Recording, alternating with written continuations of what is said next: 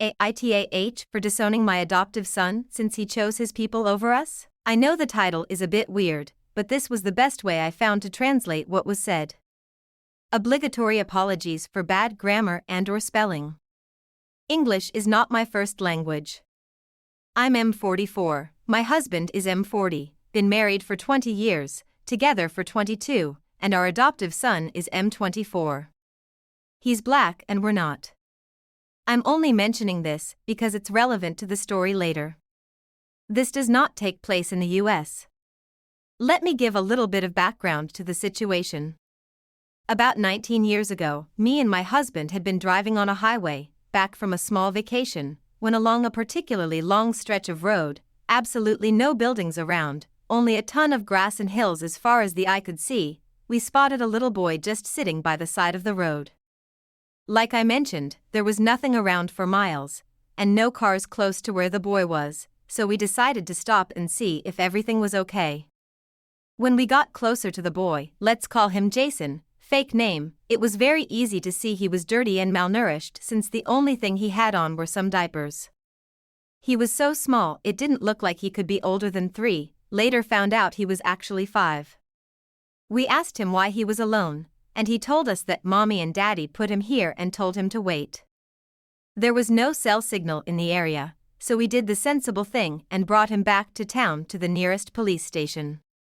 To make a long story short, CPS was called. We discovered his parents were some druggies that were on the run from a felony. The only other relative Jason had was his grandmother, who was very mentally ill and couldn't take care of him, and we felt bad. He went into foster care soon after, but we felt bad for the kid and kept in touch with his caseworker. I had, still do, an extremely well-paying job at the time, and could easily afford a decent lifestyle for a small family, so after a few months of discussions between ourselves, the caseworker, and some bureaucracy, we formally adopted Jason. Now on to the situation. About 3 years ago, Jason's parents were released from prison on parole. They contacted him not long after in hopes of reconnecting. Prior to that they'd sent him a few odd letters here or there, but nothing really substantial. At first he was hesitant to talk to them, but ended up caving and meeting them for lunch one day. I'll admit that a part of me was a bit jealous and apprehensive of what could happen. But I could see that it really was something that my son wanted to do, so for his sake I swallowed those and supported him through it. It wasn't very long, about 3 months I think, that he started to pull away from us. At first I chalked it up to him being excited to actually talk to his bio parents after so long. Talk about what had been going on in his life, spend some time with them, etc. It started to bother me when he'd cancel plans with us last minute because mom had an emergency or dad really needs me to help him with something today or whatever other excuse he could come up with. He used to come over to our house at least once a week, call every day or so, but now we were lucky if he even came by that month. Again, I thought that was just temporary, that he was just excited and soon enough he'd start spending some time with us again. We were overjoyed when he invited us over to dinner one night. It was supposed to be a family gathering, us and his bio parents and his wife, girlfriend at the time.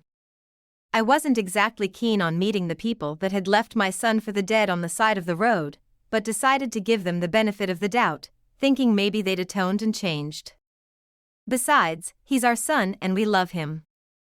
We had to at least try. To say the dinner was a disaster is an understatement. His bio mom was extremely rude to my husband the entire night, making passive-aggressive homophobic and racist remarks every chance she got. His father was much the same. It all came to head when she straight up called us the F word and threw a glass at my husband. A screaming match followed and we left soon after. The next day Jason apologized profusely the next day and promised they'd never do something like that again. I told him neither me and my husband wanted to have anything to do with them, and would appreciate if he understood that. He seemed to, but continued to pull away the next few months. And that leads to what happened last week. Jason proposed to his girlfriend about 9 months back, and has been preparing for the wedding since. Of course we were overjoyed for him. But a few months went by and no invitation came. Every time we asked, Jason would say they hadn't been sent out yet and changed the subject. Well, last week my husband saw a Twitter post from one of Jason's friends, his groomsmen, that went a few weeks back, with the invitation in hands. We confronted Jason about it the next time he came over, only for him to drop the bomb on us that we hadn't been invited. We asked why, and he said his parents didn't want us there and wouldn't come if we did. I was fucking furious. I asked him how could he choose those pieces of trash over us? Why they were so important? What did we do to deserve this kind of treatment? His answer? They understand me better. They're my people. At this point my husband was crying, asking how could he do this? I've only ever been truly angry a few times in life, and this moment managed to top all of them. I threw him out right then and there and told him to never come back. That he wasn't our son anymore. I spent the rest of the day hugging my husband and trying to calm him down. The next day I cancelled everything we'd paid for the wedding, which was basically everything important, even the ones we couldn't get a refund on. Of course Jason had the gall to call and scream at me, asking how I could do that to him. Where would he find replacements for a wedding that was supposed to happen only a few months from now?